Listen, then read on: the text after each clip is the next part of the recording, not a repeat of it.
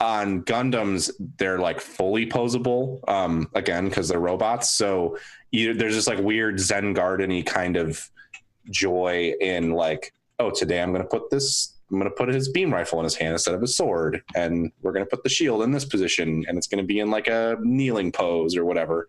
And that's kind of one on the toilet. It's basically yoga, but for figures.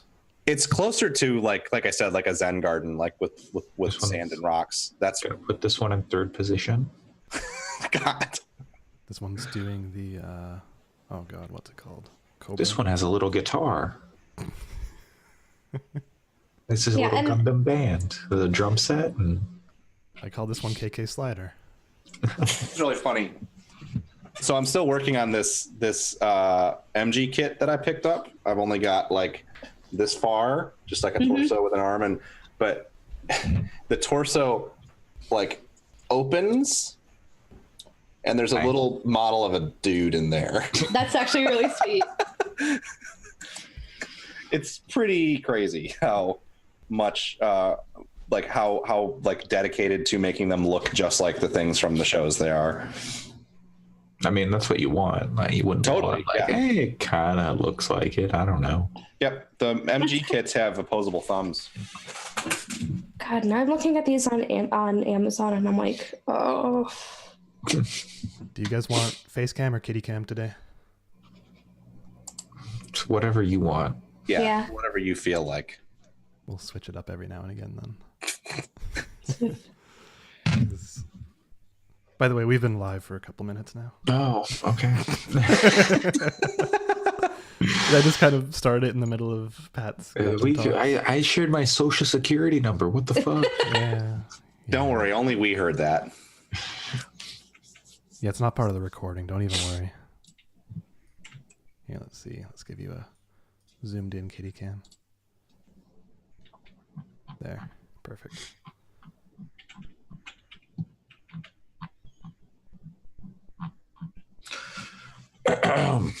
Okay, is everybody ready? Absolutely. Born ready. Yes. Yep. I may or may not be ready. We'll see. Do you need a minute? Are you still waking up? I mean, I've been up for 45 minutes-ish. Mm-hmm. But, you know, it is 6:45 in the morning. Give me 1 second. I'm going to share this video.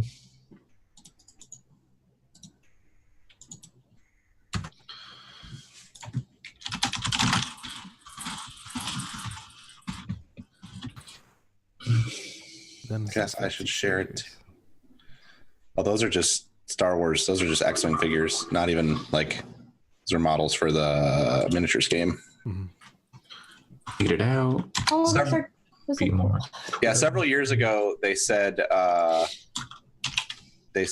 that they would never do prequel stuff because the people who run Fantasy Flight hate the prequel movies, and they were very aggressive about how like we're not doing prequel figures for Imperial Assault or X-Wing because the prequel movies are bad. Oh, and now several years later, we got one Chris Edgerton in the chat. Hi, Chris. Hey.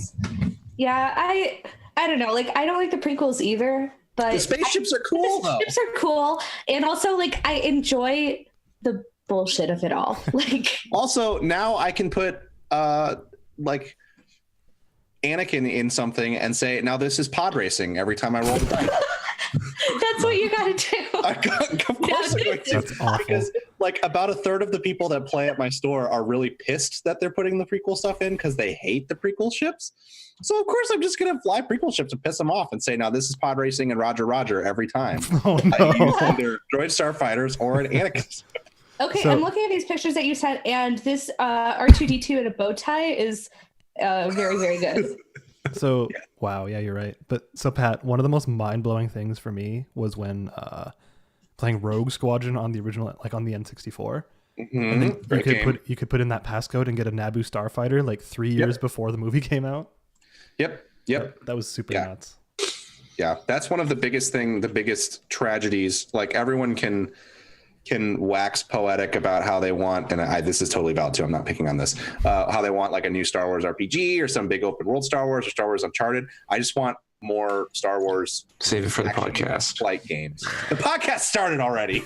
So hello and welcome to Game Fix, episode 53 on this January 20th or 19th, depending on which side of the date line you are on. I am your host, Andre Cole. Yelling at me about Star Wars is our best boy, Pat. So the best Rogue Squadron is Rogue Squadron 3. Agreed, on GameCube. Yes. Agreeing with Pat about Rogue Squadron is Alex. Hey, I'll be working with Amy Hennig soon. Oh, okay. Bringing more Star Wars games. I would believe that if you said it. And patiently waiting to be introduced, Allison. Patiently waiting and looking at Star Wars models on Amazon. Thanks, Pat. Do we just want to talk about Star Wars for the next little bit? I mean, I am honestly always game for that, but Okay, so here's where EA fucked up. Okay. You actually the one part where EA fucked up. EA fucked up. Yeah. Here's where EA fucked up existing. Wow. Hey, those Harry Potter games in the aughts were pretty good. Hey, NHL 2017, I think that was supposed to be really good. I mean, it's not that they have really good. Battlefield 5 is really good, but like you have to. They didn't have time to kill stuff, and you have to have. Well, yes, they messed it up, and then they kind of fixed it, and now it's being messed up again. And there has to be players for a 64-player multiplayer game to be fun. Turns out. Yeah. What? Hold on. So you can't just put people on a map made for 64 players and have like 4 people in there and everybody has a good time? You know, tangent. As an aside, actually, sometimes it works if you have really good bots. There's this awesome Steam game that people should go buy because it's like $9 called Angels Fall First. That is totally based on classic like Battlefield and Battlefront. And you have to play with bots mostly because it's this tiny indie project, so there's not really that many people online ever. But it's like one guy made it, and he diligently updates it every couple of months with like added some new guns, and it's very good for $9. And you have to play with bots, and they're fine. So that's interesting. It can be good. EA is not good at that, though. Do you remember when EA was doing some cool stuff like trying out like new when they were making good Harry Potter games? Yeah, and like remember when Dead Space came out and that was totally unique? Yep. Like I need to play. So never beat Dead Space. The Sims is still fun. That is still a good product that is fun. Yeah. If you don't want it, then it's not for you. Yeah. But like if it's your kind of game, it's very well made. And they do a lot of free updates to it in addition to the like massive amounts of paid content that comes out. But if you're somebody who plays The Sims and primarily plays The Sims, then you don't really mind spending $20 a month on a pack because you're not spending that money on other games. So how often they're putting out packs? Really? I don't know. There's stuff to, well, I guess definitely a lot. Yeah, I shouldn't misspeak because I don't know that cadence right now. The last time I was playing, it seemed like you could be spending around $20 to $30 a month on The Sims if you wanted to. Yeah. Wow. As of November 2018, 6 expansion packs, 6 game packs, and 14 stuff packs have been released for. The stuff packs are free, right? No, the stuff packs are like which ones are free? None of them. So the free stuff comes in updates. They don't. Those aren't listed in the stuff that Allison just listed. So it can't be monthly because that's only like 2 years worth of stuff. Yeah, and it looks like it hasn't been. There's an expansion pack last November. Yeah, it seems like it's every couple months. There's like a meaty expansion, and then there's like the smaller packs. Yeah, so the expansions come out like twice a year, and then the game packs come out like twice a year, and the game packs always add a smaller edition. Like one of them added vampires, and then the expansion packs add a lot of stuff. Sims, Dawn Guard. Yeah. Anyway, but I don't know, man. I feel like EA has fucked up more than they've done well recently. Like they've killed Maxis. Like SimCity was bad. Spore was bad before that. I actually like both of those games. I wouldn't argue that they're like great. I just thought they were unique takes on the things they were doing, and I liked that about them. But SimCity was just so like you were so constrained. Totally. Yeah. I always thought of it as more like building models than actually trying to build realistic cities. And that made me enjoy it a lot more. Sure. But I see what you're saying. And like City Skylines is significantly better. Yeah. And like some people will argue less expensive. Sorry. Some people will argue that they killed Mirror's Edge Like I never played the sequel, but it's like $5 all the time, and I think I should play it. Yeah. I have it, and I've only played a little bit of it. I mean, the way that EA has treated things over the past couple of years, actually, I used to be much more of a defender of AAA publishers in general. Not that I had anything against indie games, because that would be crazy. Silly. Yeah. But I always was kind of more a defender of the like, no, I really believe that they want to bring good games to people. Yes, they have a bottom line, blah, blah, blah, blah, blah. But over the past couple of years now, I totally would like to, I am very much for as many developers getting out of studios or publishers like EA and Activision as I can. But really, EA and Activision are the only ones left that are like that. I mean, Ubisoft, but Ubisoft, like everything is under the Ubisoft banner. There's not like there's not like sub studios. It's all for better or for worse. Like whether it's the Rainbow Six Siege or the Crew 2, like there's a sort of cohesiveness to the way that they seem to do business and support game that I think is more. It's less toxic than what EA and Activision do studios. So I don't really have anything against Ubisoft's the way they've managed their studios from an outsider perspective, even though they've made bullshit mistakes the last few years. But I think they usually correct them. Yeah, it seems like both EA and Activision are they've fallen on their own swords. Like they got way too big, and now to produce any kind of hit, it has to to more than break even, they have to have a hit. And we kind of suspect, we were talking about this about EA. I sort of suspect that you're going to see, now that Bungie did it, I think Bungie is kind of a cork in the dam of like, they kind of got out under weird circumstances because Activision wasn't happy with their product. And that was what made it easy for them to eject.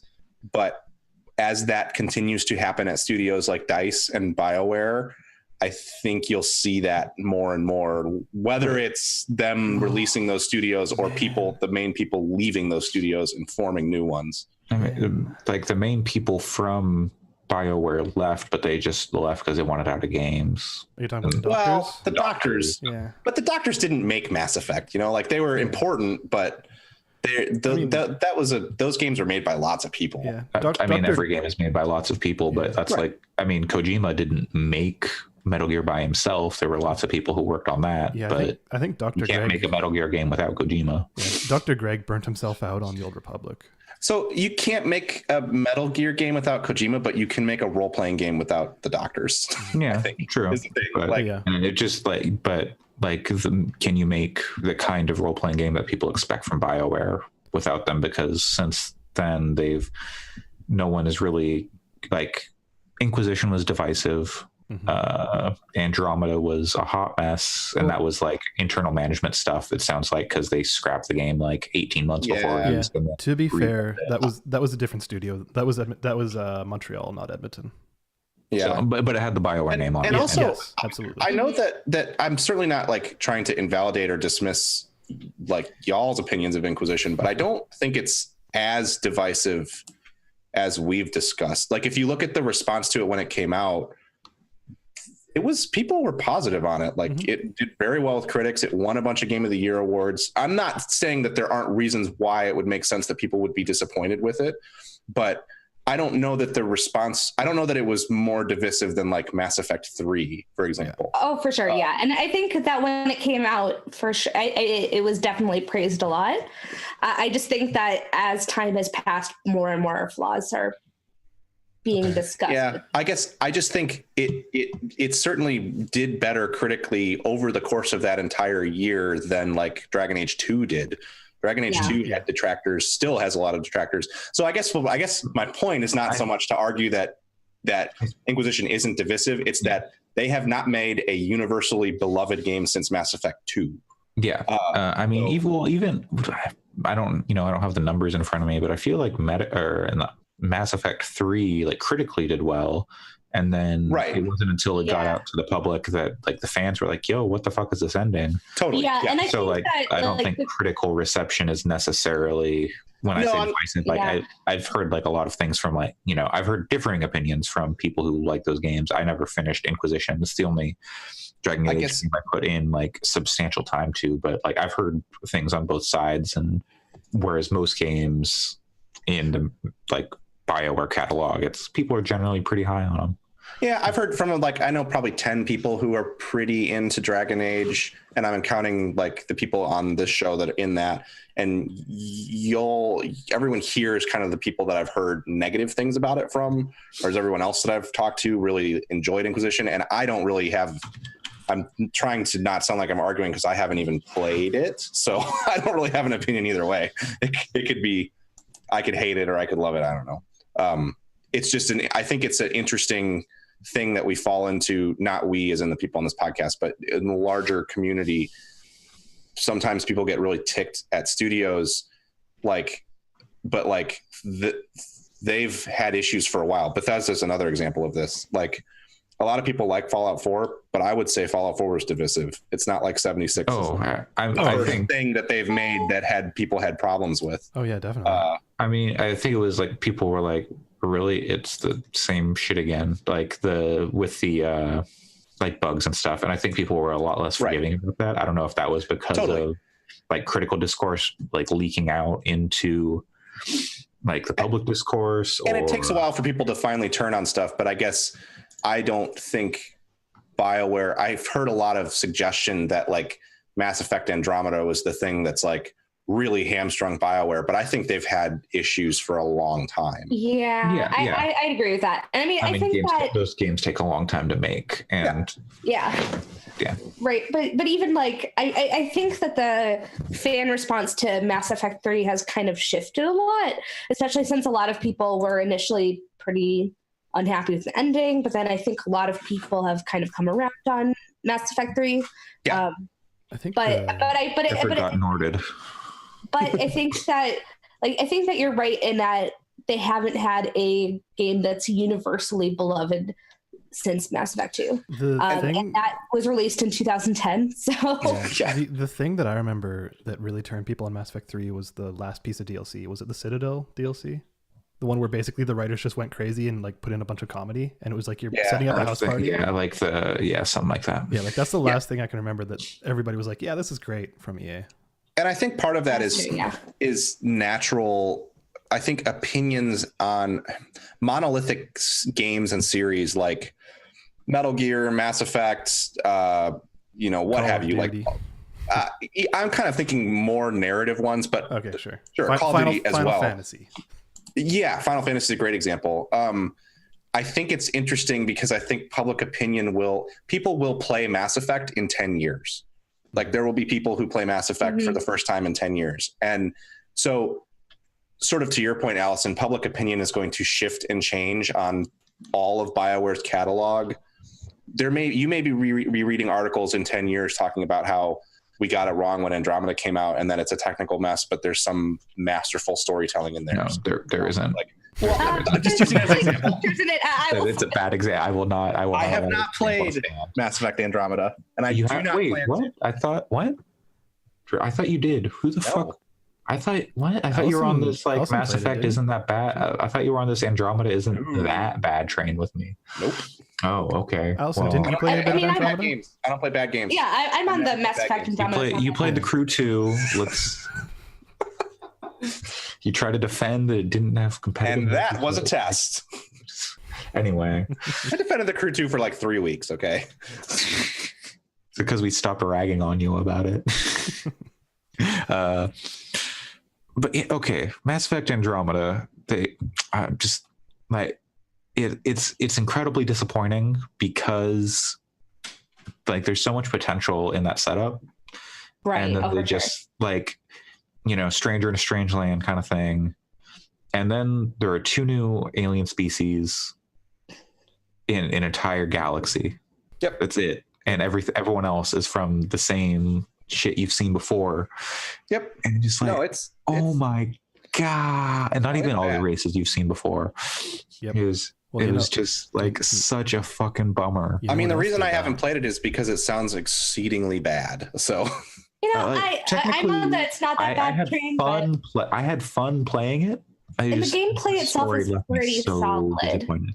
Yeah, like I think part of it is that I don't need more Mass Effect. I thought that the original trilogy was good, if not great, and that's kind of what I needed from that series. Like, I would be interested in something totally new if Andromeda had actually been, there is a colony ship worth of characters from the universe, and then everything else is wild and new and totally different, then I probably would have been interested in playing it. And that's why it's such a disappointment. And I mean, weren't people saying the exact same thing about Halo 4 years before?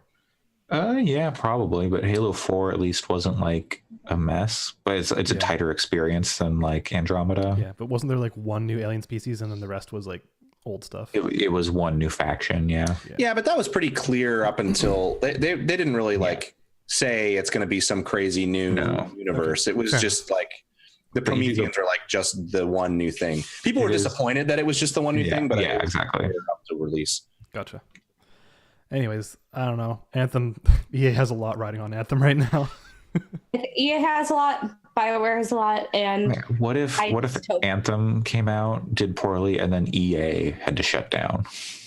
Not BioWare. EA. It would be. No, I'm kidding. It would be. I don't know if it'd be great. I don't think it'd be There's great. also people there with jobs. It wouldn't be great, but it would be profoundly interesting.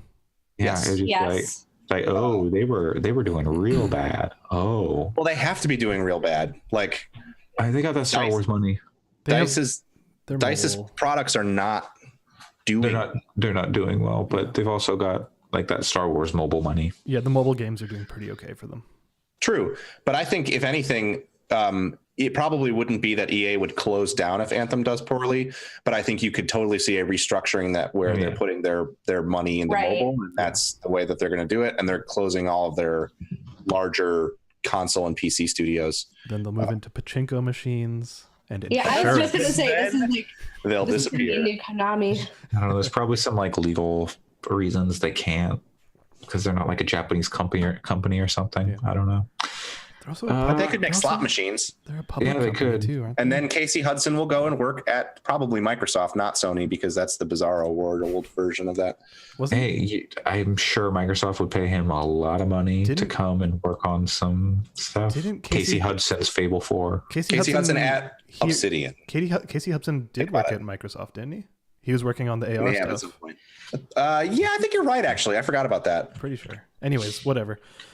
Video games. Yeah, video games. This year. It's enough shitting on EA. Yeah. Video game. Did we talk about the Bungie stuff? We could talk about that later, maybe. But video games we've played this week. I've only played Beat Saber and some demos. Wait, what were the demos? So a third like demo compilation came out for PSVR. It has like the kitchen thing that was like the prequel to Resident Evil 7. It was like going around. It was like right, and like you get the lady getting in your face with a knife. So you're in that. Like it's just like you're stuck in a chair and you just are watching things happen around you, basically. Kind of like thank you. I have a PSVR and I am not doing that. That's like that. I've played Resident Evil 7 and I checked out because like there's a point where like the girl disappears and you've got like if I have headphones on, I can hear where she is. And so I'm like, oh no, she's like right behind me. But if I turn my head and look around, I can't see her. It's very upsetting. So I was like, nope, well, we're done with this. And I've beaten Resident Evil 7 multiple times. What else? Do you think you'll play Resident Evil 7 in VR? I'd probably have to rebuy it on PS4. I've got it on PC. I would consider it if it was at the right price. Sure. So maybe someday we'll see. Or if I actually take the time and try and get this PSVR and PC stuff set up. I don't know. A Headmaster, which is like a soccer thing. Game. Like you're in like a prison camp being like re-educated is what they call it, I think, or something. And you're just like having soccer balls shot at you and you have to headbutt them into the goal and like get points by like hitting certain things. That like it's like kind of Portal-esque in its writing and stuff. I don't know if it's like wholly successful in that, but I only played a demo of it, which is like 4 or 5 levels, I think. But like it's tricky. It's definitely like there's like a lot of physics on there, and it's not just like, oh well, if I move just right, like you have to really think about the way and your timing on that, which is, and like how far you go forward, how fast, things like that. Like you're supposed to sit with like straight back, neck, not like loose. So, and then you kind of do a full body, like from the hips, like rock forward to hit the ball. And they're very much like, don't move your neck, do this with like your full body. We don't need to like snap your neck with this headset on and stuff. Just, what else was there? I think those were the two. The kitchen demo was Resident Evil. No, I know. I thought we were going to segue to. I talked about the Resident Evil. Gotcha. Last week. Cool. I'm very excited for that, but also, like, I want to play that, but I don't. Taking a look at what's in the demo collection 3. Apparently, it was Super Hot. Oh yeah, I played Super Hot VR. That was really cool, and I want to buy that. I just right now I cannot afford to buy games except for one that is not Resident Evil 2, which I really want to play. Yeah. But I'll wait for it to go on sale because it will probably go on sale pretty quick, which is both sad and good for me. I got a list here if you want it, Andre. Yeah, I didn't play everything, but yeah, I'll just run through it. We got Astrobot, Super Hot. Okay, that was in the previous. I've played the Astrobot demo. Okay, Headmaster, Resident Evil 7, The Kitchen, Job Simulator, Moss, The Persistence, Thumper, and Battlezone. So I haven't played Battlezone. I was going to, and then I went, no, I'm done. Because I think I played like an hour of Beat Saber before that or something. Yeah. I played a lot of Beat Saber. It's a good game. And I need to get it. I need to get the PSVR on PC stuff going because I'm getting sick of the songs on there. Even though I've come around on the songs. Like I'm like, oh, okay, this is okay. They're fine. It's just, there's like there's not enough. That's where I fall on it. It's not enough. It is disappointing that they don't have the custom ones, any sort of custom support on PSVR. Yeah, his claim, the developer, is that Sony won't allow it. Yeah, which I've heard people totally say. believe. I have heard people say also that is bullshit, but I don't know. It sounds pretty brutal. Yeah. To me. Like, I mean, Rock Band ever on PC? Rock Band VR is on PC. Yeah. Okay. That's a different thing. Yeah. Well, I'm just because I mean, people do custom songs for those games. Somehow, I don't know. But like because like they're not licensed. Like they're all from like a website, and you have to download them and put them into the game. I believe the way that works, and I could be wrong totally, but there is the Rock Band network has tools to map your own songs that the indie artists could share them to play. So I believe people have basically hacked together real songs, like not real. Sorry, it's the wrong way to put it. Like non-licensed music that and then you can install it through roundabout ways. Yeah. It was it was such an interesting process. Pat, are you familiar with Reaper, the DAW? I don't think so. It's a free open source DAW. It's kind of similar to Pro Tools or Cubase. Okay. And what they did is Harmonix had made their own version, like their own kind of fork of Reaper. So any of the MIDI and it would take input data of like peaks and valleys within your audio tracks and stuff like that, and it would automatically make a map for you. So if you had all your masters of or your stems of your band's album, you could just basically generate game content right there. And they were doing that ahead of Rock Band, sorry, because it was Harmonix, Rock Band 3. So I think those tools still exist, and it's probably that's probably what people are still using. Yeah, I think so. But yeah, the issue comes from I think it's purely because of licensed music versus people uploading I mean, people are putting wild shit in there, like the entire Shrek movie. That video is really good. Oh god, that is so good. Yeah. I need to get on some of that custom stuff. There's I really want to play in Beat Saber badly. So and there's like 20 something songs in Beat Saber, and they say they've got DLC packs coming for like $10 a piece throughout the year, which is cool. They should support that game because it's very fun. but also I need more than what they're offering. Problem too is my understanding, and I don't know how true this is. I don't know him, so were I to ever meet him, could be he's a great guy. My understanding is that the developer of Beat Saber is very fond of his music, and that is part of why there is not already more licensed music in it, is because he feels that the best experience would be for you to play the music that he has written for you to play. I mean, there's which there is an argument for that. I don't mean to paint him as some sort of asshole, because I don't, but that's what I've heard too from poking around the Reddit and there are some very good. There are some like tracks that are like for the game, like they're not music that I would want to listen to, but for the game, I'm like, okay, like the way it has you move and stuff is very good. But like, I still have the most fun playing like Pop Star by the League of Legends song, or Pop Stars or whatever it is. That song is very good. Yeah, it is. And it's hard as shit in that game. I always fuck up, but I think I've beat it on expert once. And so that felt good. So Andre, if you were going to show someone the definitive VR experience right now, like it's their very first VR game, would you start with Beat Saber?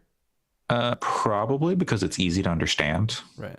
And it's just like, and it feels good. What would come next for you?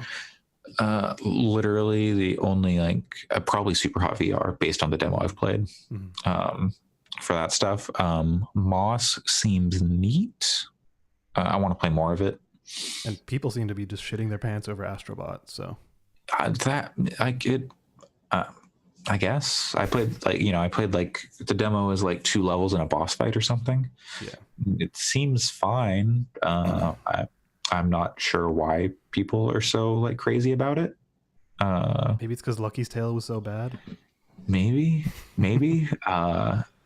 But people like I don't know. I don't know. Astrobot seems fine. I want to play it, but I'm not like, oh my god. I had a similar. We don't have to talk about it at length, but I had a similar reaction to Tetris Effect, which is like Tetris is amazing, and Tetris Effect is a very good Tetris game. But after playing like 5-6 hours of it, I'm kind of like, this will be my go-to when I want to play Tetris. Mm-hmm. That's great, but also I still don't quite get why people were like, game of the year, other than because Tetris is really good. They wanted to acknowledge Tetris, but like Tetris is like game of the year 1988 or whatever. Well, to be perfectly fair though, that is actually one of my favorite VR experiences I've had, is playing Tetris. Well, I don't have the ability to play it in VR, so maybe right. But I mean that definitely enhances the experience of Tetris Effect. I think it's also the Mizuguchi factor. Like what he brought to it. I think it's impressive. Don't get me wrong. I don't want to take anything away from his work. I haven't found anything in it to be like that life affirming or amazing or really, really, really like off the wall. But it's a very good Tetris game, and Tetris is probably the best game ever made. So I don't want to sound like I'm shitting on it, because it's a great Tetris game, and Tetris is incredible. So yeah. Oh, you know what they fucking announced this week is very important to me. Is like fighting game news. Jiren is coming to Dragon Ball Fighter Z. I don't even know who that is. Jiren? He's the strongest fighter in Universe 11. Who is the sister? No, he's not that's Universe 6 is the sister universe to Universe 7, which is where Goku lives, because you add the numbers of the universes together and it equals 13. So I guess Universe 11, sister universe is 2. Mm-hmm. I don't think Universe 2 was in the tournament, because like 6 of the universes didn't have to enter because they were over like a certain power threshold. Mm-hmm. But then Goku and Frieza have to work together to beat, spoilers for Dragon Ball Super. I'm sorry. Speaking of, I played Ace Combat. Yeah, man. How's Ace Combat? Wait, Andre, are you gonna see Broly? Yes, I'm going to eventually. It's now in English, but it's not like in a way that I can watch it legally. Anyway, they're starting to announce Dragon Ball FighterZ Season 2, and I'm very excited about it. They've announced the first character. Cool. So Ace Combat, man. Ace Combat. Strange Real. You've been so psyched for this game. I have, yeah. Ace Combat Rule, or How I Learned to Stop Worrying and Love the Drones. So I was an enormous fan of Ace Combat 4 and 5, basically the PS2 games, and 0, the prequel to 5. But wait, that's not that's not how numbers work. Wait, but is Kiryu in it? Yeah, I was gonna say, is this like suddenly just a Yakuza game? Yeah. No. Dude. No, but based on Yakuza 6, it could be. Yeah. Anyway, the Ace Combat 4 was like the first time that I can remember having a video game experience where I felt like I was like immersed.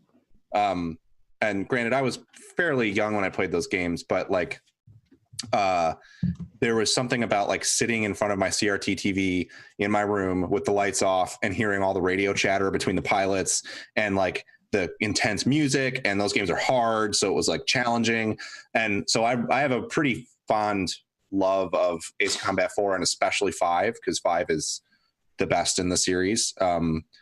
At least until now. I don't know. I haven't finished 7, so I can't say if it's better. But then that series kind of fell off a cliff. Like, I didn't play much of Ace Combat 6 because it hit at a time when I was not really in a good place to be into those. Just, being a teenager and like not caring about the games that I cared about 2 years ago or whatever. Part of the reason I got 7 on Xbox is because it comes with a copy of Ace Combat 6 in backwards compatibility. So I am looking forward to playing it eventually. But after Ace Combat 6, those games just sucked. Like Assault Horizon is not good. Sorry, what about them sucks? Like, is it mechanical suck? Is it story suck? Mechanical, well, both for Assault Horizon. Really, there haven't been that many since Ace Combat 5. Like, there was 0, and then there were a couple of PSP games that were not very good. And then there was Assault Horizon, which was the first PS3, Xbox 360. Or no, sorry.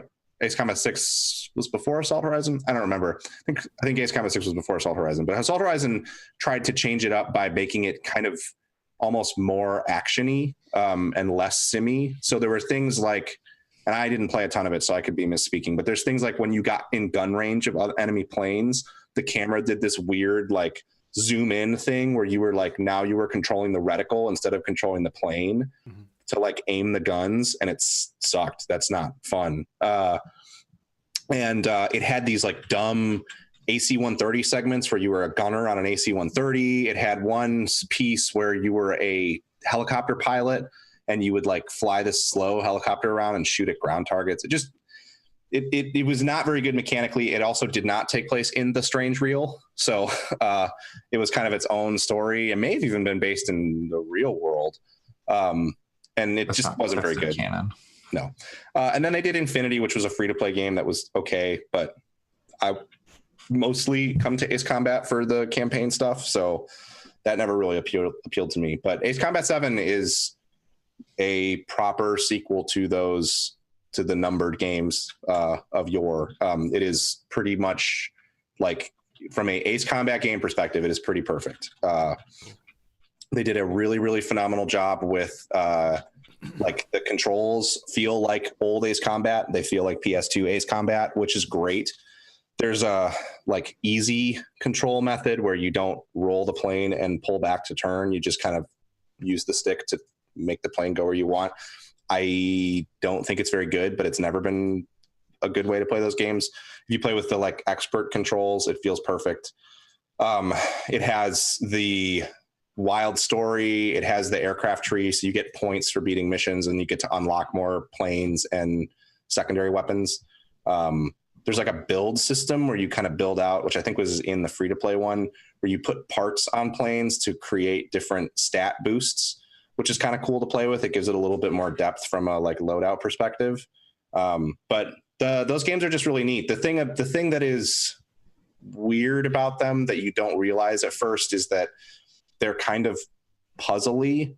Like, they play very much as action flight sims. And if you sit down to play like an online match, that's what you're getting, is like planes versus planes, the plane that can like maneuver the best and fire its missiles is going to win. But in the single player campaign, while there are missions like that, there's a lot of missions that have a kind of puzzly aspect where there is kind of one, maybe not one, but there's a few different paths to take through the level to sort of beat it optimally.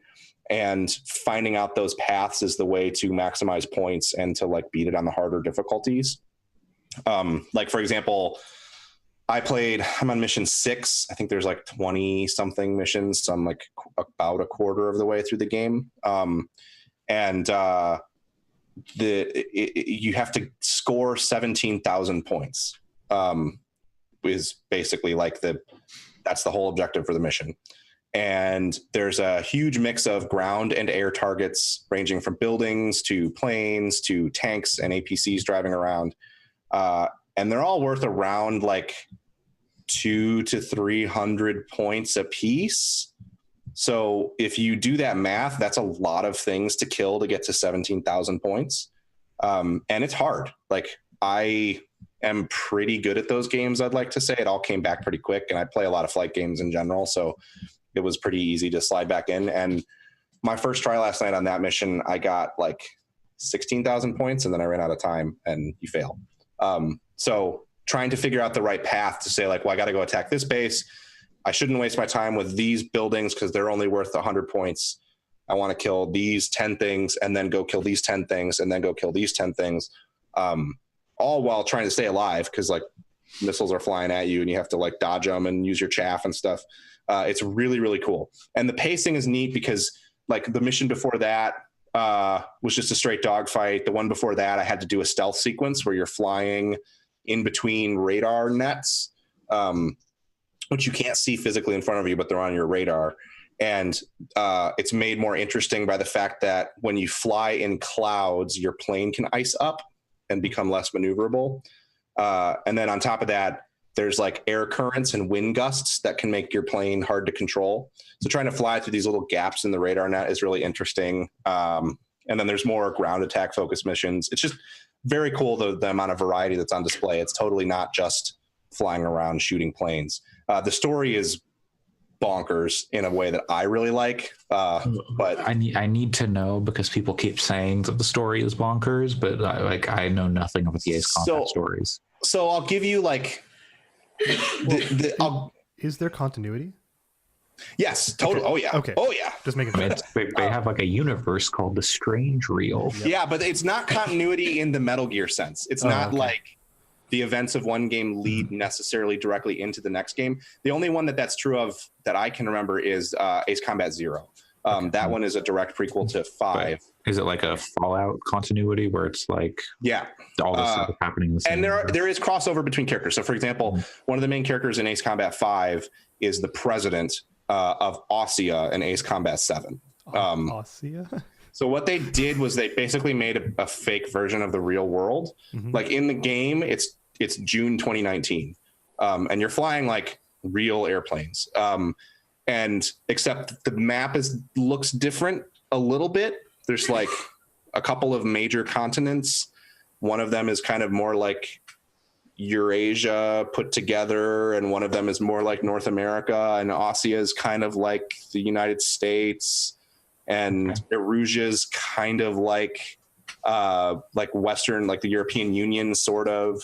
All right. And there's a lot of like stuff relating to like the events that created the thrust of the current war in Ace Combat 7 go back to after the war in Ace Combat 6. And I think I'm right on this, but I could be off in spots because I haven't played 4 and 5 in a long time, and I never played 6. But it drove a bunch of refugees into Erusia, which is kind of the like European Union country.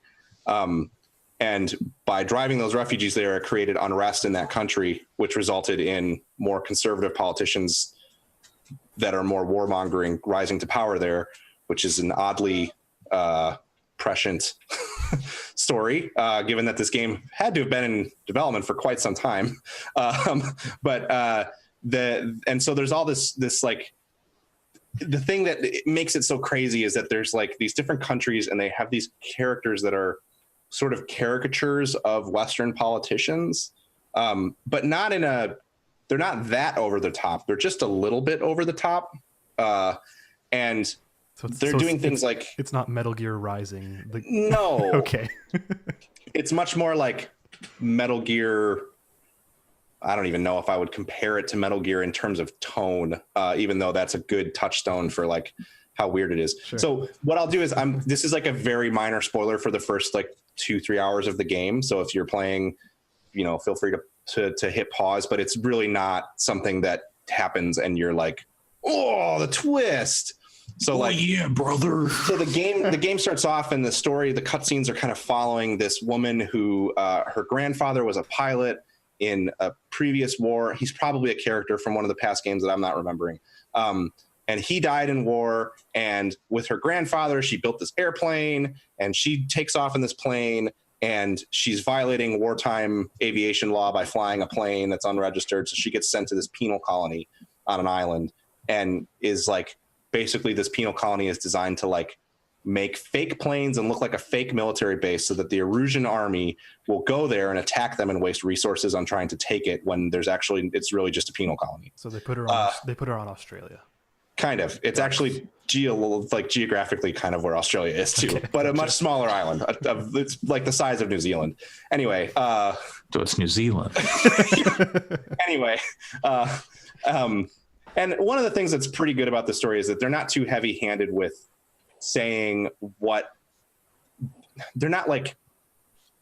I don't know how much of a political voice it has, but I also wouldn't call it apolitical either. It's interesting. They walk the line pretty well so that it doesn't feel gross, but that it also does have some things that are parallels to the real world. Anyway, so this woman's there. She's kind of telling her story through the cutscenes. You also get some information about this pilot who was a noble in a country that Eurasia annexed, and then he became a pilot in their army, and then when the monarchy fell and the democracy rose, he stayed in the army, and so they're all fighting over the space elevator, which is like really important to the world like power grid. They don't really explain how, but presumably it's like, there's ways in which being in space, you could generate energy. It's technically a thing, so whatever. Anyway, it is. You can, if you launch a network of like satellites that collect solar energy and then redirect it to space, it's been theorized about. There's books about it. Anyway, so there's the space elevator, and your character isn't any of these people. Your character never shows up in cutscenes, which is one of the things I really like about Ace Combat. You're just a sort of nameless, faceless pilot. You do have a name. You go by your call sign, which is Trigger. But are you triggered? That's not the joke. Don't worry. But please tell me he says that when he kills. No, somebody. He doesn't say anything. That's the thing. He has no voice. I want there to be at the very end of the game. Oh. He'll like the final bad guy, and then it just crashes in. He has no. Wait, he has no voice. Does he? No, it's not a Quiet Man thing. Okay. Oh my God! Please. Crashes into the cockpit. He takes off his mask. And goes. The only reason that you even know this character's gender is because they do refer to him as a he in radio chatter. Because they do talk to you and refer to you in the mission chatter, and the briefings, but not in the cutscenes. So. Because your character is kind of irrelevant in the cutscenes. In the past games, anyway. So you're like doing a few of these missions that are just like part of this war, standard stuff, while the cutscenes are sort of disconnected from what's happening to your squadron. Then you have to go rescue the president of Ossia, who used to be a pilot in Ace Combat 5. This is a part that's a little bit spoilery. So you have to fly through. He's being held at the space elevator. You have to fly, do a stealth mission through these radar nets to get to the space elevator, so that a helicopter can land there, which doesn't make a ton of sense because you're a fighter jet. You couldn't pick up the president. But by flying there, you're like making it safe for a helicopter to... Oh, that's right. Sorry. You have to blow up all these anti-air guns around the space elevator so that the helicopter can fly in. That was their justification. Anyway, the helicopter gets blown up on a landing pad, but then the president and this colonel escape in an airplane. When you're escorting the airplane, the rest of your squadron shows up because now it doesn't matter because everyone's gone loud. So you're protecting the president's plane. the cockpit gets hit. This is all relayed through radio messages too while you're flying around shooting drones. The cockpit of the plane the president gets shot at, so the colonel that was flying the plane dies. And then the president jumps in the pilot seat because he used to be a pilot in the past Ace Combat games. And then for some reason, they can't raise him on the radios. For some reason, he turns the plane around to fly back towards the space elevator. At the same time, there's a bunch of drones swarming around him. And they say, like, Trigger, you gotta kill the drones that are on the president. So you shoot your missile at the drones. And then for some reason, your missile instead hits the president's plane and blows up the plane. And so then they brand you as an assassin who killed the president. And then you get sent to the penal colony because you got court-martialed. So now you're with the ragtag group of prison time pilots. You're not seeing the character? Not Trigger. You don't see that character. But Trigger is the assassin? You are but aren't you Trigger? Yes, but so it's unclear if it's like if what I'm guessing will happen, my speculation is that the president's not actually dead and it was all like orchestrated by him to make it look like he died, and that there was some device that he used to redirect your missile or something. But it's ridiculous. Wait, no, but okay. Oh no, here we go. Well, I'm just. So you're saying, okay, so Trigger is the one who ends up in this penal colony, yes? Yes, with the woman who's been in the cutscenes. And then at the penal colony, they also have You don't see Trigger? No, you never see him. First person perspective? No, you don't ever see it. You just don't see the character. It's like a movie. Your character, the Trigger character is just never in the cutscenes. And they don't refer to him either. Like he's sort of a cipher. This is how these games have always been. This is not New Days Combat 7. This is how the storytelling has worked in 4, 5, 6, and 0. And the characters around you flying in the missions do show up in the cutscenes. What? I don't know why this part is the part that is not that hard for me to process. It's not that weird. It's such a bizarre storytelling method. I actually kind of like it because it means that you don't have to worry about the motivations of your character, really. Like your character is kind of irrelevant. You could think of it as like you're just flying a generic person, and it just so happened he was the unlucky one that killed the president. but that's not like they don't talk about him in the cutscenes like, so like she says like, oh, I heard there's a new pilot that supposedly killed the president. We'll see what he has to offer. And that's as much as she says about Trigger in the cutscene. But that's the part that is like Metal Gear, is that these characters, a lot of the cutscenes are these characters kind of waxing poetic about these philosophical aspects of warfare. In a very similar way to Metal Gear. There's not the technology and stuff is not quite as wild as Metal Gear. But like the big thing, there's these 2 drones called Arsenal birds that fly around the space elevator and protect it. They're solar powered. They never land. They can just fly forever. And they each have a fleet of like 100 drones that like drops out and flips over, and then wings pop out, and then they fly after you.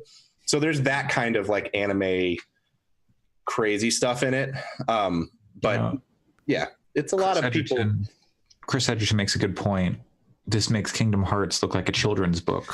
So I don't know that I agree. I think that they're both ridiculous in their own ways. Have you played Kingdom Hearts yet? I played most of the first game. There is no anthropomorphic dog that has a shield. This is a lot more bananas than I expected a game called Ace Combat to be. Totally, it is. It's out there, and I like that a lot. And I'm not trying to pick on Kingdom Hearts either.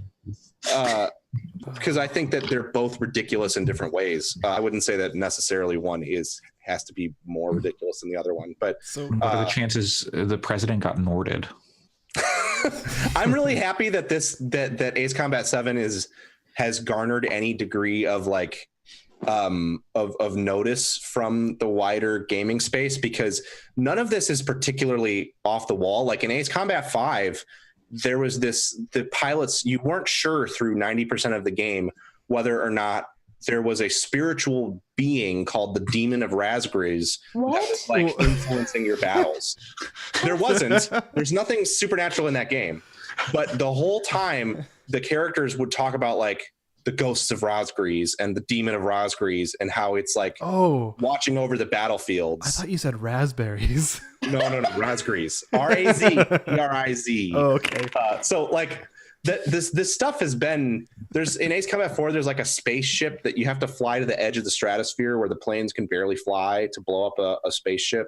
Like it's called Strange Reel for a reason. I've never played any of these games. I've only basically known that they were like flight combat, but this is not anything what I expected Ace Combat to be like, let me just tell you. Yeah, no, it's great. It's really fun. And so it's been fun to see people's reaction, because this is the game that I've been playing since I was like 12 years old. And so I'm just really excited that it's back the way it should be. And it plays really well. If it was just this ridiculous story, then I wouldn't have anything.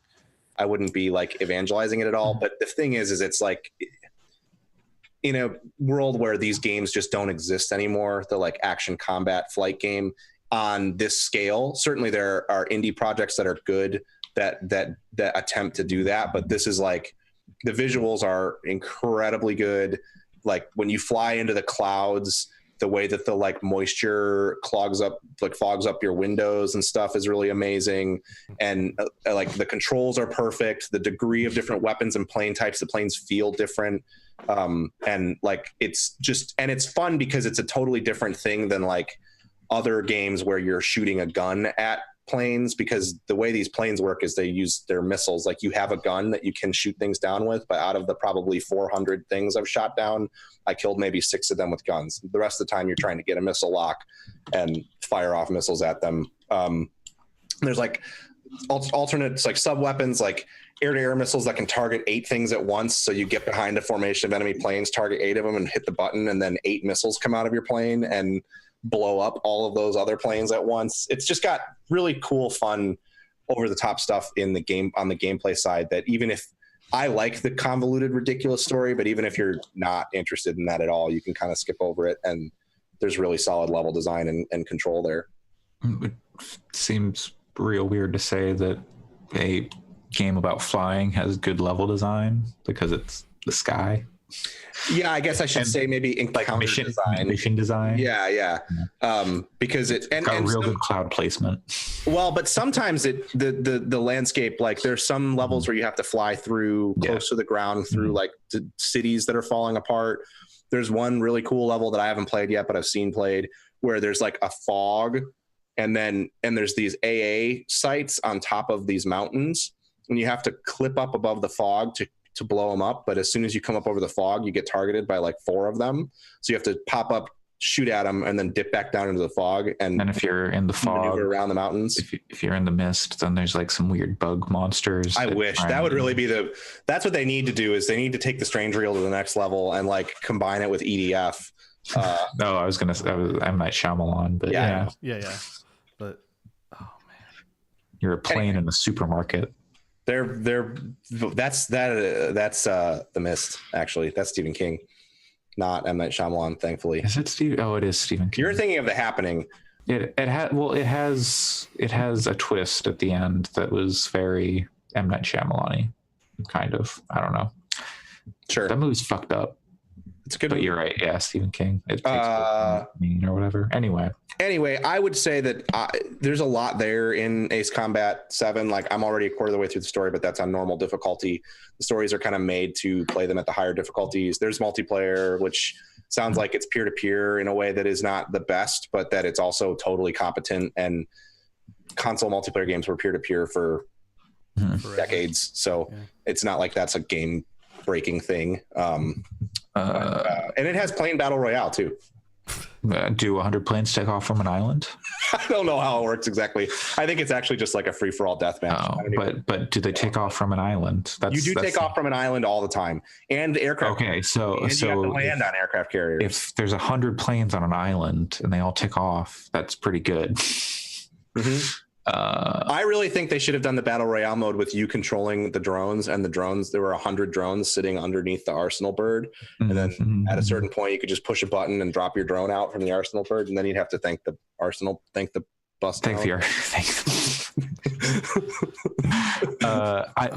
I at some point, if it goes on sale for a significant discount, I want to pick it up because I hear the VR mode is cool.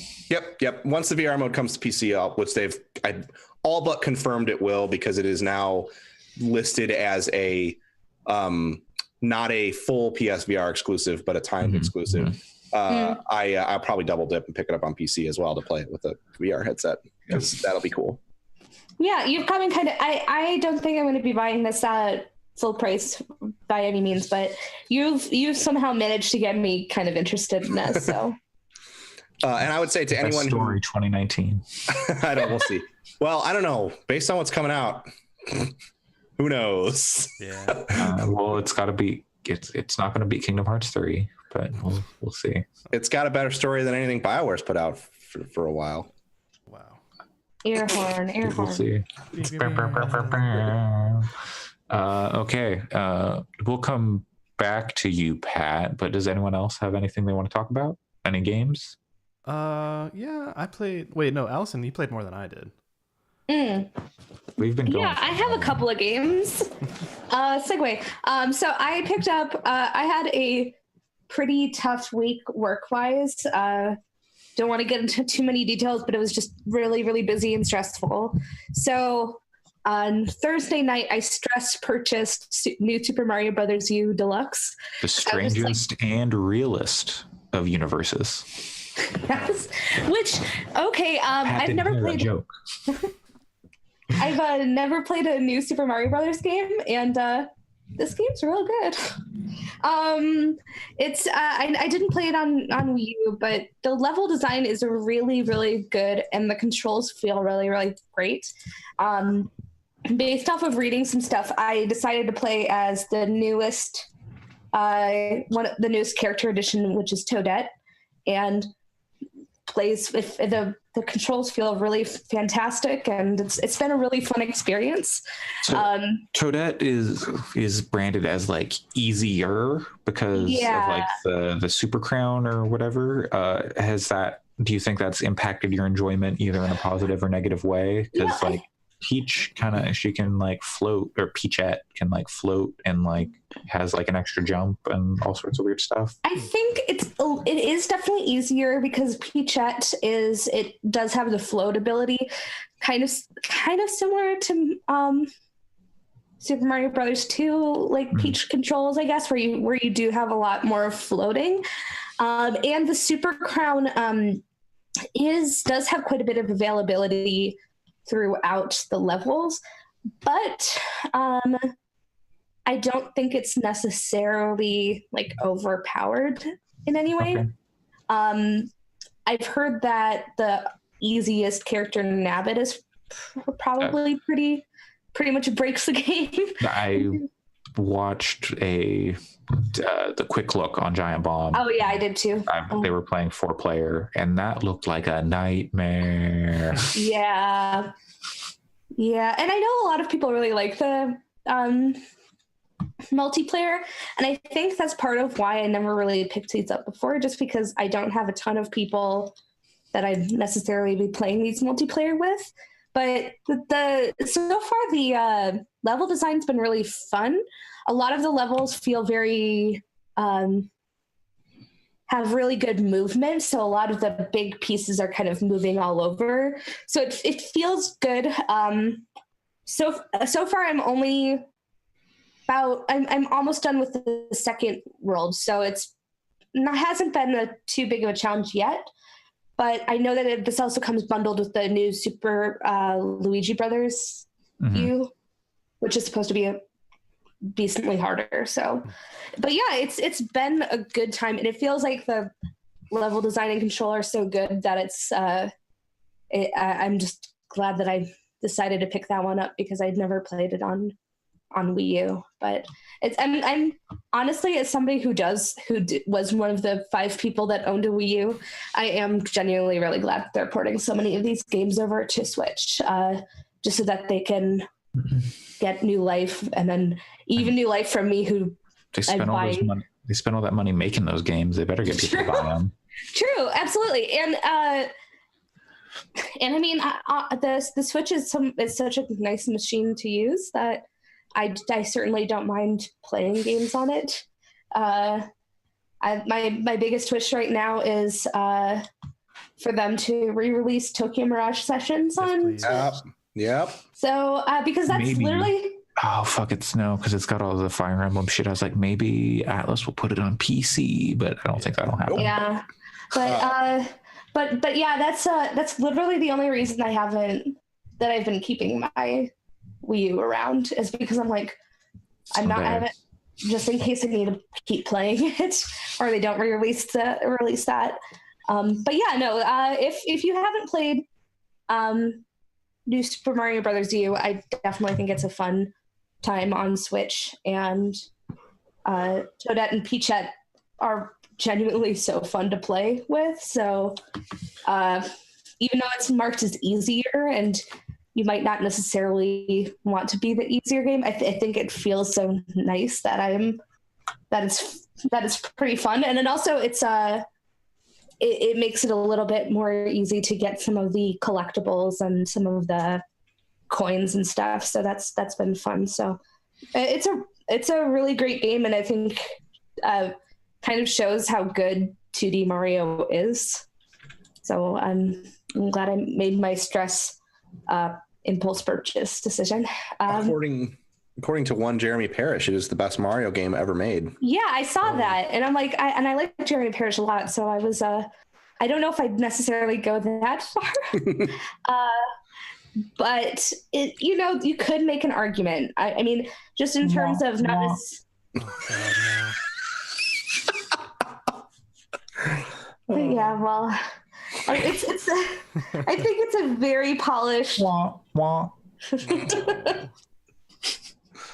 That's not fair. You already got to talk about your game. If you're gonna make womp womp noises during anything, it should have been anything bad. Come on. Yeah, but it doesn't have little dudes that go womp womp. How do you know? Well, that's fair. That's true. That'd be really good if there were in Ace Combat. Anything's possible in the Strange Reel. Yeah. There is a character that talks about how much he has riding on your dying, like gambling wise. Another prisoner who's bet that you're gonna die. There's a Deadpool. Just like the Koopa Troopas. Yep. So that's kind of a womp womp. What, Andre? I don't know. What do you say? The Koopa Troopas have like a Deadpool going on for each other. He's the next one Mario's gonna stomp. Yeah. or is it like, no, this one's gonna get Mario. He's the one who's gonna finally get him with the hand. Is that why they stopped to go wah? Is because they're just waiting for release? God, yeah. In reality, they're all just members of a cult that is slowly marching to their own demise. Mario's just giving them sweet release into the. But they have to at least attempt to like harm Mario, because if they don't like make the attempt, they don't get like their full. Yeah, who knows? Yeah. What else did you play, Allison? The other game, I haven't played too much of it, but today I played through the first class trial in Danganronpa, the first one. Yeah. And I really got into that. I think I'm playing through the entire. I'm going to try to play through the entire trilogy, just so that I can get the whole story experience. And so I think that I bought this during the winter sale on Steam, and I started it, and for whatever reason didn't really get hooked. And I think part of that is that the game kind of has a slow start. Mm-hmm. Yes, it does. Very. And you're wandering around going like, and I know that there's going to be murder, and I know that there's going to be weird stuff, and I'm like, when is this coming? But today I decided to finally just kind of push through and get to it, and So I finished the first class trial, and that was genuinely really fun. I'm still trying to figure out how I feel about all the mechanics for the class trial, because they're not good, especially not in the first game. Yeah, because I don't. The one thing I do kind of like about the trial is that it really makes it feel like it wants to make it go quickly, which I think is not a bad thing. Especially since I've definitely done that thing where playing like Ace Attorney games, you're just like cycling through it 20 times, going like, where is this contradiction? Whereas here it's like, gotta do it now. It's got to do it now. But the one thing that was annoying, and I don't think this would be necessarily spoilery, is at the end of the trial where there's like a weird rhythm game component. Oh yeah. And I'm like, yeah, that never goes away. Yeah, they like change it up, but it gets better. Okay, and I don't know. I don't want any spoilers, and I don't know if that has some sort of bearing later. But it's but I'm like, I don't really necessarily mind all the weird, you got to shoot the letters thing, because at least it's still kind of like, that gets worse. Oh God! And wait till you get to the driving mini game. What? You know, for the degree to which y'all talk about this game, there's the snowboarding one. 2019, you like Final Fantasy 7? 2018's Game of the Year. You don't seem to like it very much. But I think that with the thing that, with all those mechanics that I'm not necessarily having a great time with, I think that the story itself is good so far, and it has me already really intrigued for where it's going with some of these characters. And I think that the one mechanic that I thought was actually pretty solid, and I don't know how much they keep this in future games, is where you are like literally recreating like a couple little manga scene of the crime. That also, and I think that's kind of a good thing, where it's basically like, okay, how, like, just to make sure you understand every like series of event. And I think that works, because there are definitely times where, like, playing something like, again, an Ace Attorney, you get caught up in so many of the little minutia that you're like, wait, what happened again? So this is like, no, you've got all of this. So I think that works out just fine. But it'll be interesting to see, since this first one, was in many ways very tutorial-y for a little bit. So it has a nice little story twist even with that one. So it did, though. It was interesting, and it had like multiple levels of twist. I think, like, where it's like character things were multiple, and it was kind of interesting, because I definitely got one of the big pieces of evidence way before they, I think, wanted to, or at least like before the game told you about it. So I was just like, oh, I clearly know who this is. We don't need to go through all of this. But then, is it the like mirror stuff? I don't even remember all the details. Stuff written in blood. Yeah. So one of the things the game does, I think it does it better in 2 and 3, is that with those class trials, it'll kind of like, it actually feels really natural the way their logic works, and they're like going to lead you down a certain path that's like, oh yeah, this all logically makes total sense, and then they're totally like, wait, yeah, no, this doesn't actually work, because there's this one little tiny piece of evidence that makes all of this break. So then they're like, okay, we have to reset. But at that point, they're all grumpy with each other. Yeah. Like, it feels really natural in a cool way. Yeah. Yeah, and it just made me really excited to try more. Yeah, after you finish that, you should do the Danganronpa VR thing, Allison. Oh, yeah. There's a Danganronpa VR thing? It's like, it's with the people from the end of the first game. And you're in like a small class trial. Interesting. Yeah, I don't know. I fucked up when I did it, so I have to redo it. But you get to go through one of the I think it's like the last like execution in the game, and you go through it, and so you're just like looking around as you ride this conveyor belt, and you're like, oh no. And then like Monokuma comes down and like dances in front of you. It's pretty silly. I want to see the last trial in 3 in VR. Oh God. I'm genuinely really excited to see some of that, because I am remarkably very few spoilers for this. Like I remember I read some of the spoilers for 1 like years and years ago when I didn't think I was going to necessarily play it. And but I don't remember any of that. So it's been fun to play through. It's an interesting series with good characters. Yeah, and the other thing that I just wanted to mention is that aesthetically it's really cool. I think that the aesthetics of it are really nifty. I like love some anime murder. Yeah, anime murder. Well, and also just the like how everything's kind of set up, like your like basically like their cardboard cutouts, I guess. Yeah, like the first person walking around and stuff is like popping up. Like it looks really good. Yeah. So everything looks really, really nice. It was a PSP game first, right? Right. So I wonder how much of that was like, we gotta account for draw distance on this thing. I mean, it could be, but it works. I think it totally works, and it just in general aesthetically, it looks really nice. So it's been pretty cool. Okay, Alex, you want to share anything? Yeah, totally.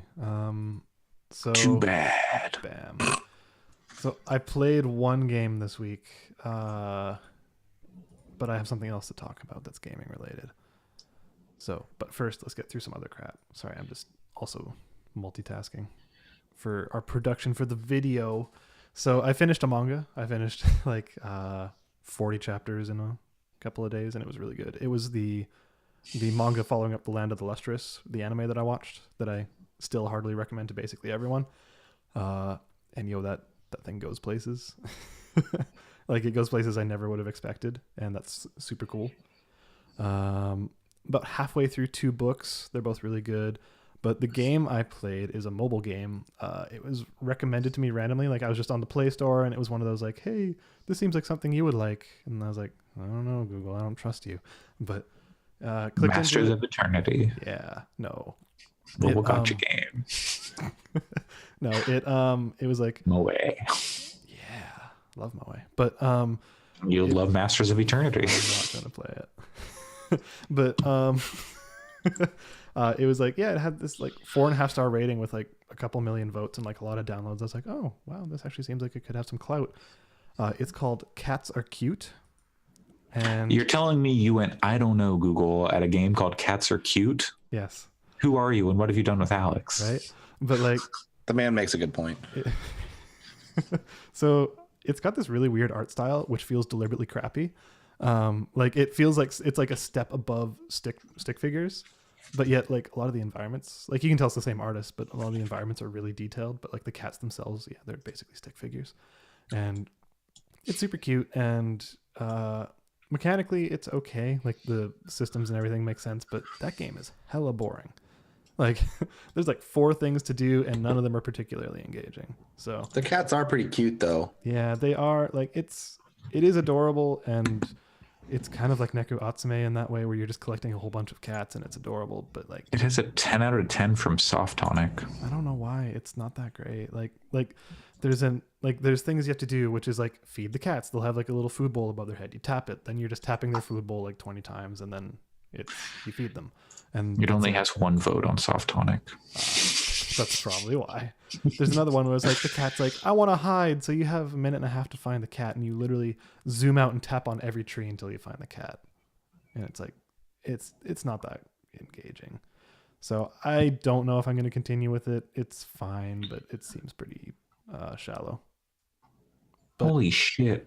It's got 30,000 reviews on appgrooves.com. and it's got a 4.9. I don't know why. Like, I think you've got bad taste, Alex. I don't know. I was intrigued because like the ratings were high and there was a lot of downloads. I was like, this seems like it's probably okay, but like it's just mechanically really boring. Maybe it's for someone who just wants to relax way more. And I was like looking for something more interesting, more engaging. Like sure. One of the problems that I have with it is it's a clicker, right? Like it's a idle game if you want to think of it that way, but there's no way to automate the clicks. So like sometimes you're gonna have to tap it 1,000 times, and you're literally going to have to tap it yourself 1,000 times, unless you do some of the cat activities like feeding them. Then they'll give you the equivalent of like 50 clicks, even though it takes you about the same amount of time as it would have taken you to get those 50 clicks. So like, I don't know. But does it take fewer clicks? Yeah, sure. There you go. But it's the same amount of time. Oh, whatever. I don't know. It's fine. I wouldn't recommend it. Okay. That's good to know. What I would recommend though is something that I watched, and that was Valve's True Sight for the International 2018. Pat, did you end up watching this? I have not yet. It is on my list of things to watch today or tomorrow, likely. So I think anybody should watch that. And that's like, if you care about Dota or not, if you know the people or not, I think it's completely worth watching. It's much more about the human element than it is about the game. And yeah, it's extremely high production values, really dramatic. And it showcases like just why the finals of TI8 last year were so insane, and like why Pat and I were both so hyped for it. But it's exactly what I've always wanted from like a gaming documentary style thing, where they've done this before. True Sight, the series has existed for a long time, but the appeal of it is that you have cameras in the booth, like the soundproof booths. So you're hearing what they're talking about. You're hearing the way they interact with each other. You're seeing their actual reactions and stuff like that. Like, it's much more engaging than watching, from the stands, where you're not actually hearing them. You're just seeing these 5 people from really far away kind of moving their hands a little bit.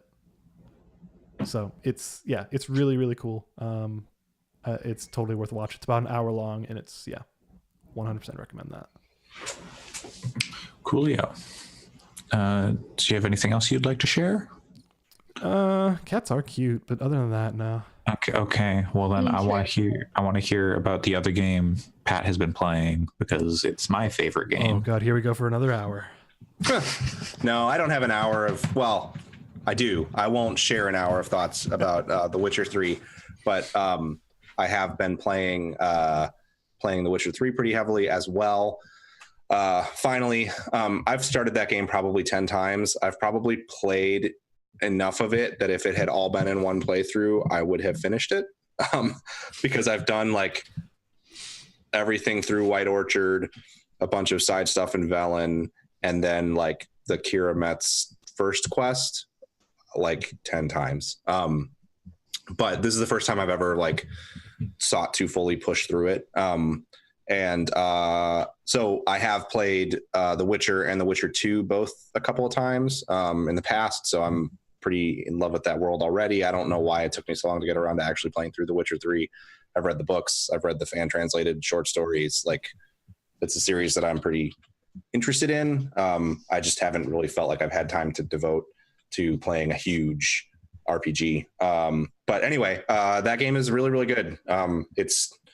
I can see how it could be someone's favorite game easily, and it's very likely going to end up very high on my personal list, if not at the top, by the time I finish it. That game just has a really incredible way of telling stories that they have weight and meaning, but they feel very earned, I guess. Like, my partner and I were talking about this, in that like a lot of games will like do stuff to tug on your heartstrings. And that's okay. I like that a lot. Like, one of my favorite games of all time is Gone Home. And the whole build to the ending of that game is very much pulling on specific emotional strings to get you to feel a certain way. And it does that really, really well through its characterizations and writing and voice acting and stuff. And that's great. That is like a brand of storytelling that I think is like super valid, and it works. The thing that The Witcher 3 does that I haven't even experienced in previous Witcher games is it I feel like I can understand the mindset of Geralt and of the world on such an intrinsic level, because the way everything unfolds and the way that characters are written and portrayed feels so real that it's a weird kind of immersion where obviously, you know, it's a third person action RPG with a HUD. Like, it's not like I feel like I'm in the world of The Witcher or something. But it's very immersive from a storytelling perspective. And I don't feel like any of the choices that I'm making are like, oh, I'm going to reload and redo that because I didn't like the way that went. Mm-hmm. I'm making decisions that are the way that somewhere in between where I think I would react and where I think Geralt would react. And it's this really satisfying thing to see the story play out, because even though like I played through the Bloody Baron, which is the, you know, famous piece of content that seems like most people got through that and then stopped playing. And that is so loved because like I did not get a good ending to that story, and really there are no good endings to that story. It's a story about abuse and toxicity and like misogyny in a lot of ways, and and some would say very much about redemption. Some would say not at all about redemption. And so there's no really good all around way that story can end, because you're coming into it after damage has been done, tangible damage has been done to people and their lives.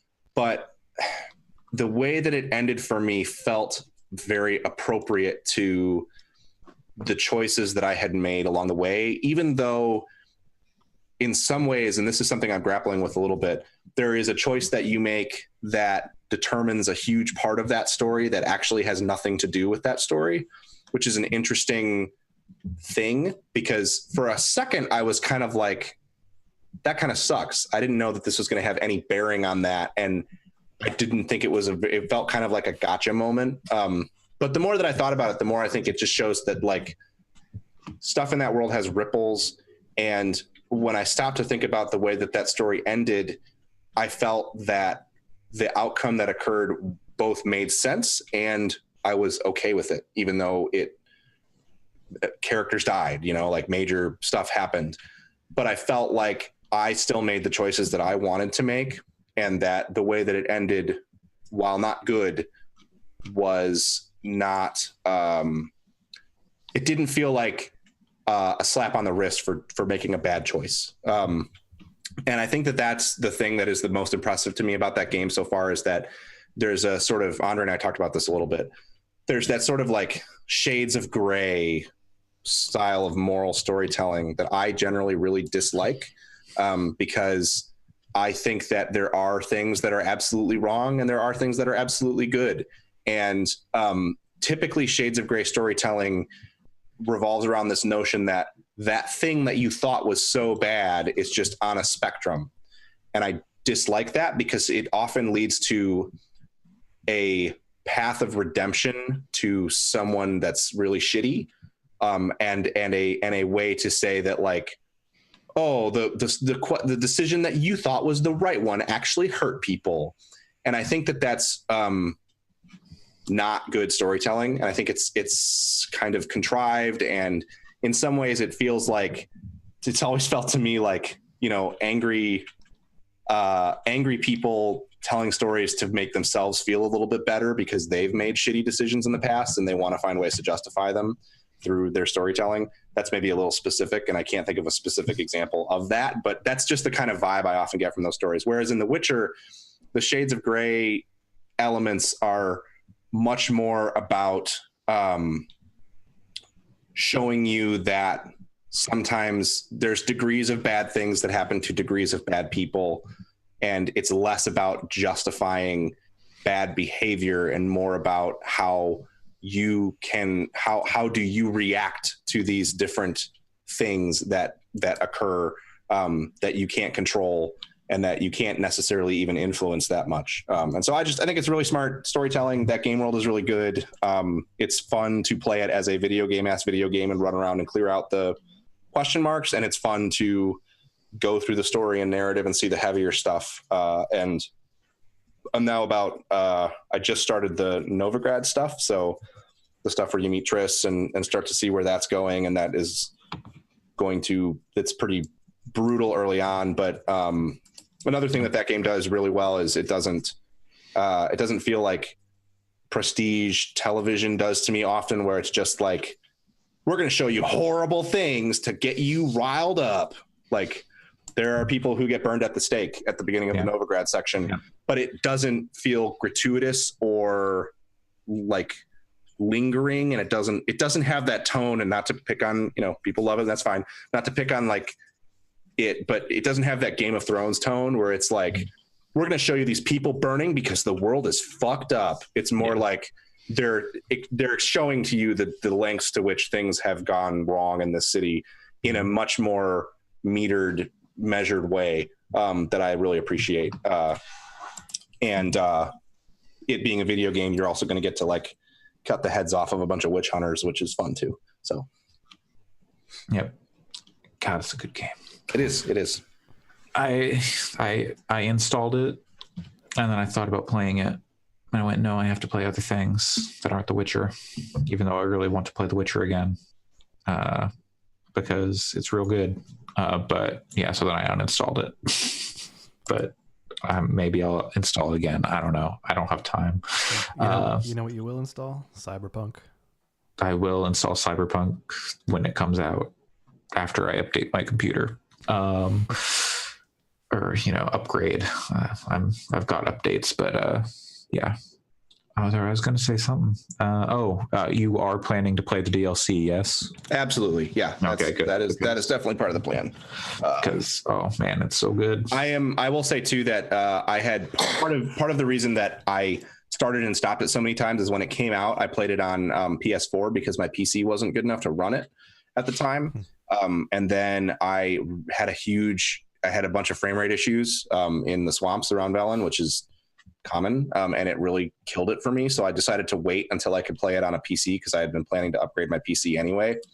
So then I got it on PC and tried to start it a bunch of times, but at that point I had crazy work stuff happening. So now I am playing it on Xbox One X because we make sure in our house that we have that game available on every platform in the home.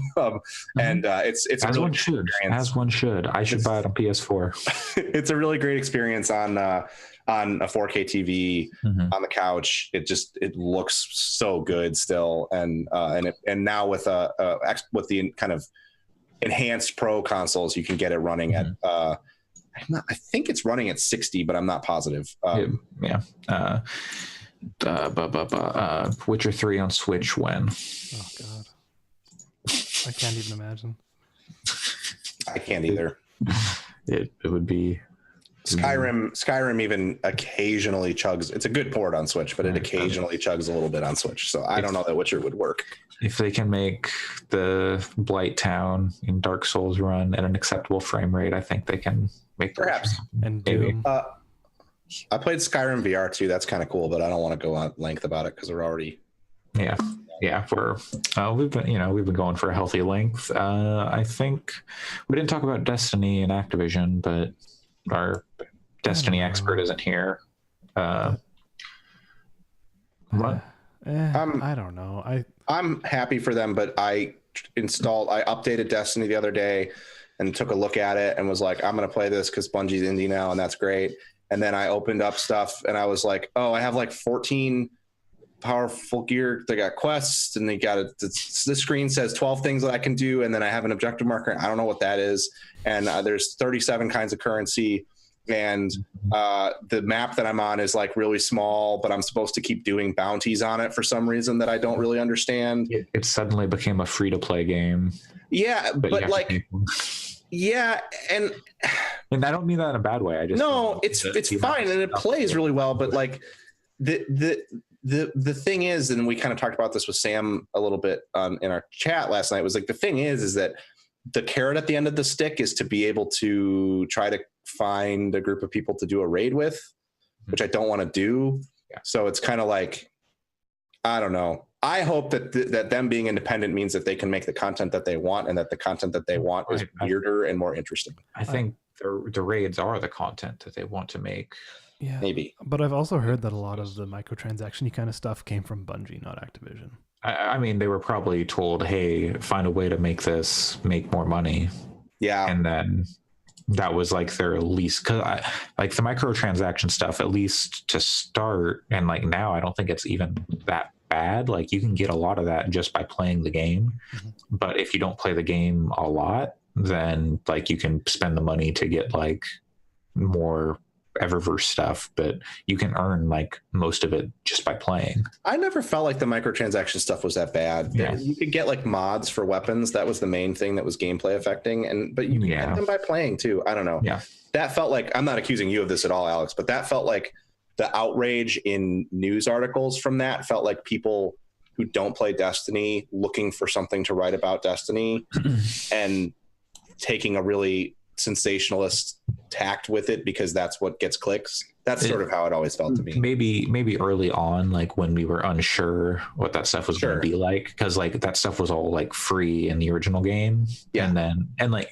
making like shaders, like that was weird. Behind that stuff, like that was like a weird choice where it's like, why are you doing this? But so I don't know, like I don't know what like the decision. Like what decisions led to this, because it always seemed like Activision was making the game they wanted to make, and we'll never know like what Bungie was making the game they wanted to make. We'll never know exactly what Activision was coming in and saying like, you have to do this and this and this. And we'll see. I mean, maybe what they want to make is high-end raid content, and that's the audience that they want to continue to foster. And if that's the case, that's fine. I'm not going to play it. That's such a small part of their audience. Yeah, you would think so, but I mean, like if you look at like, I mean, on PS4, you know, like if you look at the trophy data for like people who finished a raid, and like, you know, it's like a, you know, like 1% or something. Yeah, I don't know. I hope that they refine that stuff. I would love to see that game go through the kind of transition that WoW did over time in terms of casualization. However, I am aware that would piss off a lot of people. So there's probably a lot of people that would hear me say that and go, "Oh God, no, please don't do that." So I mean, there's like the hard stuff in WoW for the people who want it, and then there's just like the easier, like, so you just want the loot, then you can just go through. You can get like the basic loot. We'll see like the LFG stuff, or I just want to see the content. If exactly. Cool, if there's cool stuff in raids, I'd like to see it. In an easier way, but like the new stuff is like they keep the difficulty up. But then the older stuff is easier to play through. Like you just do it with like a random group. I think that could be really smart. I don't know what they're going to do. I wonder in the short term what's going to happen to Destiny 2, because I've heard a lot of people saying that they can't actually take it out of the BattleNet launcher because it's still an Activision game, even though they now are independent and they own Destiny. They do not own Destiny 2. Yeah. So it sounds like maybe what'll probably happen is once they're done building out their season 2 content, they'll probably pivot to a new platform. By platform, I mean a new game, like a new shell. It'll probably be largely based on the stuff that's in Destiny 2. But is it Destiny 3 or is it Destiny Infinite? Destiny Shadow of the Guardian, Destiny. I think it's something like that. I don't think Destiny 3 makes a lot of sense. I can tell you this, if they announce it as Destiny 3 with the implication that someday there'll be a Destiny 4, that will outright kill my interest in playing that game in the future. If they say Revengeance, if they say this is our Warframe, this is our platform that we're going to work on forever, we're at a place with games now where I don't need them to come out with a new game in 6 months or in 2 years to like have better graphics. So that's what people wanted from it in the first place. Like they wanted Destiny 2 to just like be an expansion and be like, okay, you get Destiny 2, you get all of Destiny 1 in there, all that content. And totally. And that's what it really should be. Yeah. But I don't think that can happen now, because if Activision owns Destiny 2 and Destiny 1, then who knows? That content is probably stuck there, which is a bummer, but oh well. Yeah.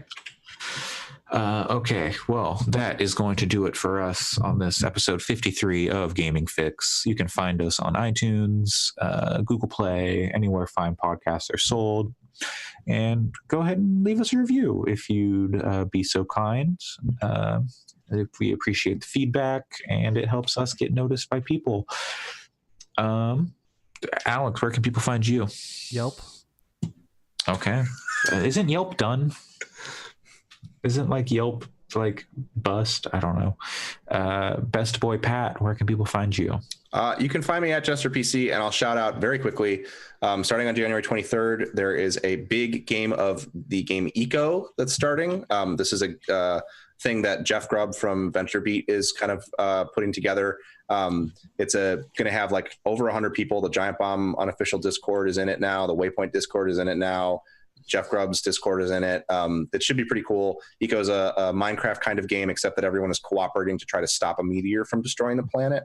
There's a lot of things like animals can go extinct. You can cause damage to the environment. Global warming can happen. So anyway, it's going to take place over the course of a month in real time. Jeff put up an article about it on VentureBeat. If you just search like GamesBeat, it's one of the top ones, or GamesBeat Eco. So if you have any interest in playing that, there's instructions in there on how to get in on it. And I will be talking about that a lot over the course of February. Cool. Sounds good. Allison, where can people find you? Can find me on Twitter at WRITERSERENYTY. And I keep working, like plugging away at some blog posts, but I'll cross post them there. Cool. Sounds good. And you can find me at Coolslaw, COOLSL4W on the Twitter. God, we all need to get off Twitter, don't we?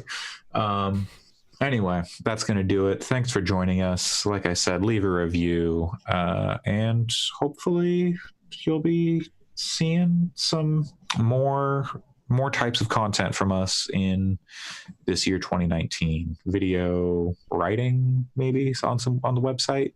That'd be good. Yeah, that'd be good. We'll see. We got to actually sit down and talk about it. But yes. Mm-hmm. We're all kind of busy with New Year stuff. Oh God, my ears! What just happened?